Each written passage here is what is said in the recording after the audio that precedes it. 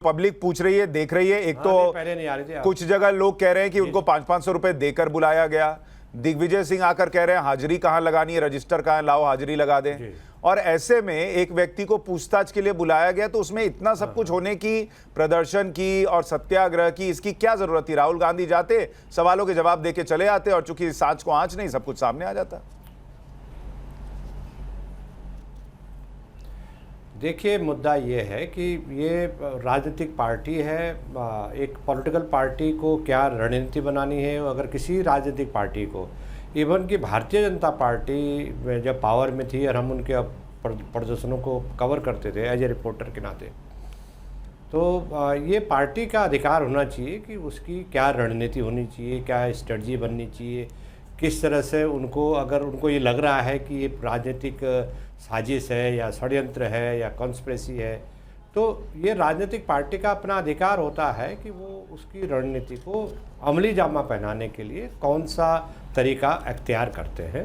तो मैं उन्होंने क्या किया, क्या नहीं किया, उसकी मेरिट्स पर ना जाते हुए इतना कहूँगा कि केस की जो मेरिट है, केस में सच क्या है, झूठ क्या है, और उनको ये लगता है, जो मैंने उनके स्टेटमेंट देखे कांग्रेस पार्टी के, वो ये लगता है उनको कि ये बिना किसी प्रूफ के, फंडामेंटल कोई प्रूफ नहीं है, कोई मनी लॉन्ड्रिंग। उमाकांत जी, मैं इसके केस पर भी आऊंगा थोड़ी देर में। अभी मैं आज जो हुआ उस पर चर्चा कर रहा हूं।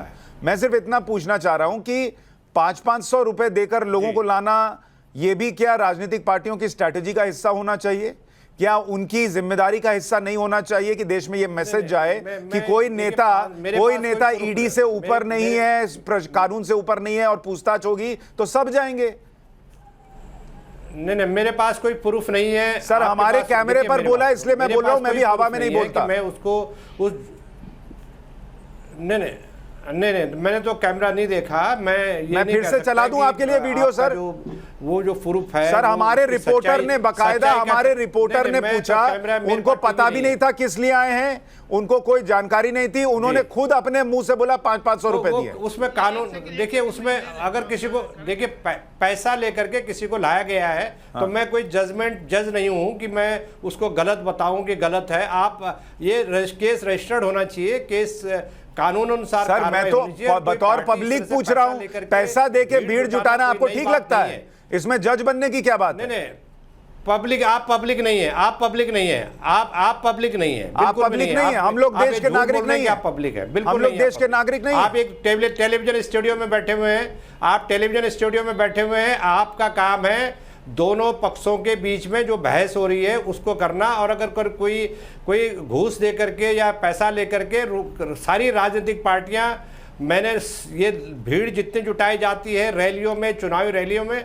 सारी रैलियों में लोग पैसे देकर के मजदूर फैक्ट्रियों से लाए गए हैं, और वो खुद बोलते हैं ये साड़ी बांटी जाती है, सब कुछ दिया जाता है। मैं ये नहीं कह रहा हूं कि आरोप गलत है, आरोप सच हो सकता है। हाँ। लेकिन ये सच हो नहीं सकता हमारे कैमरे पर, इसलिए पूछ रहा हूं। अगर ऐसा कुछ मेरा बस इतना पूछना था कि क्या राहुल गांधी देश के सिस्टम से ऊपर है कि उनसे पूछताछ के लिए बुलाया जाए तो देश भर में ही हो? ठीक है, मैंने आपकी बात समझ ली सर।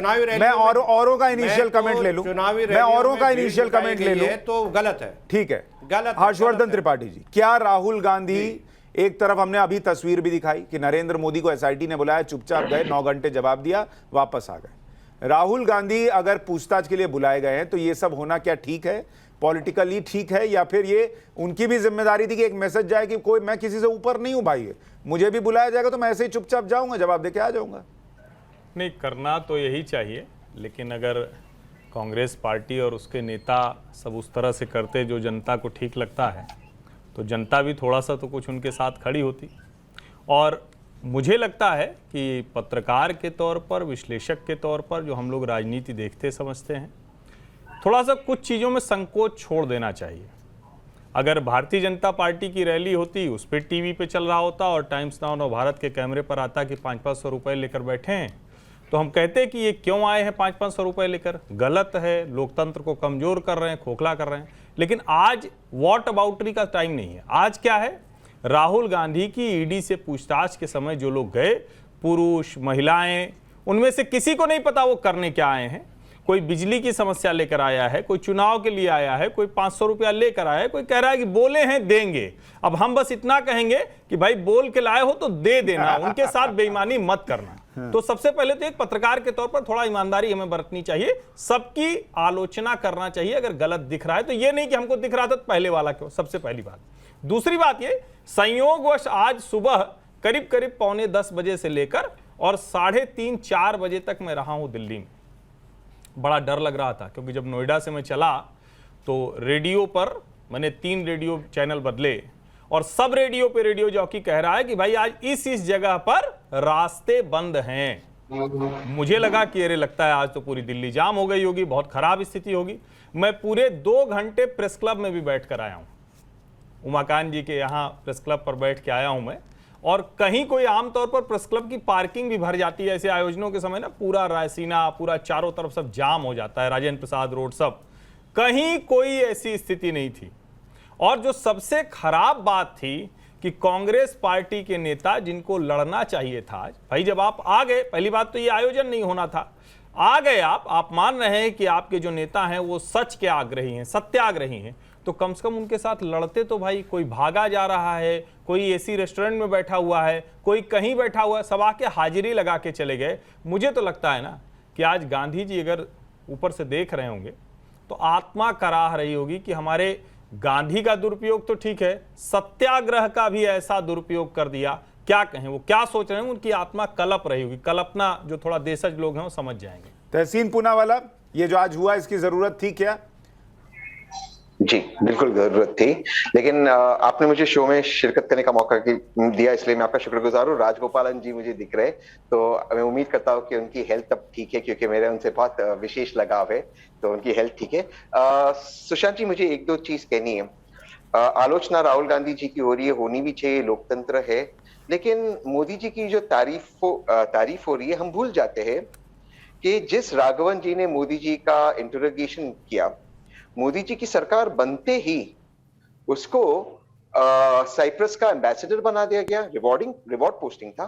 चलिए उसकी बात छोड़ देते। सत्यपाल सिंह जी जिन्होंने एसआईटी में मोदी जी को ग्रिल किया, वो आज मंत्री बनकर बैठे, बीजेपी ज्वाइन कर दिए, आईपीएस ऑफिसर, चलो उनको भी छोड़ देते। जिस सुप्रीम कोर्ट के जज ने बिल्कुल जिम्मेदारी से कह रहा हूं, सीबीआई आर्ग्यू कर रहा था अमित शाह जी के खिलाफ, सीबीआई ने 10 मिनट से ज्यादा आर्ग्यू नहीं किया, जज ने सवाल नहीं पूछा सीबीआई से, उस जज को केरला का गवर्नर बना दिया गया। वहां पे सवाल नहीं उठते, सवाल सिर्फ राहुल गांधी पर उठते। बहरहाल चलिए, मैं इन चीजों को छोड़कर 2 चीज कहकर अपनी बात समाप्त करना चाहता हूं। ये जो वर्तमान ईडी डायरेक्टर है, दोबारा से बड़ी जिम्मेदारी से आपके शो पर कह रहा हूं, सुप्रीम कोर्ट के रिटन जजमेंट में था इसका टेन्योर नहीं बढ़ाया जाएगा, और 12 विपक्ष के एमपीस को सस्पेंड करते इसका टेन्योर बढ़ाया गया और 5 साल तक इसको टेन्योर दिया गया। क्यों? क्योंकि मोदी के चाहते हैं, ताकि वो चाहे, क्योंकि जो मोदी जी चाहे वो करे। और ये बिल्कुल बेसलेस केस है। आगे जैसे आपके शो में चर्चा होगी, मैं इस केस के डिटेल्स में जाऊंगा, लेकिन मनी लॉन्ड्रिंग के लिए सबसे पहले आपको यह दिखाना पड़ेगा कि मनी का लॉन्डर कहां हुआ है। जो आरोप स्मृति ईरानी जी लगा रही थी, जो पैसा चेक से आया, जो रिटर्न किया गया चेक से विद 14% इंटरेस्ट, उसमें मनी लॉन्ड्रिंग काहे की हुई? हाँ, मैं ये मान सकता हूं उसमें इनकम टैक्स के आप डिस्प्यूट हो सकते हैं, जो क्रिमिनल ऑफेंस है, मैं इस चीज को मैं मानता हूं, हो सकते जो नहीं है, लेकिन मनी लॉन्ड्रिंग कहां से हुई? ये तो ऐसे ही हो गया ना, बटुआ मारने का आरोप लग गया था, बटुआ था ना कोई मारने वाला था, लेकिन आरोप लग गया कि बटुआ मर गया। ये कहां से हो गया केस? ठीक है, अब इस पूरे जवाब में 2 पक्ष थे। एक आपने बताया फलाने की फलानी पोस्टिंग हो गई, दूसरे की इस तरफ पोस्टिंग हो गई, लेकिन आपने सवाल उठाने के बाद भी कोई ऐसा साक्ष्य नहीं दिया जिससे ये मान लिया जाए कि इसका कनेक्शन उससे था। आप ठीक है ऐसा कमेंट कर सकते हैं, लेकिन मेरे पास चूंकि कोई साक्ष्य नहीं है तो मैं इस पर कोई कमेंट कर नहीं सकता। खबरों के पीछे की खबर पहुंचाते हैं हम, आपकी आवाज को मुद्दा बनाते हैं हम। टाइम्स नाउ नवभारत को यूट्यूब पर लाइव देखिए, सब्सक्राइब करिए और बेल आइकन जरूर दबाइए।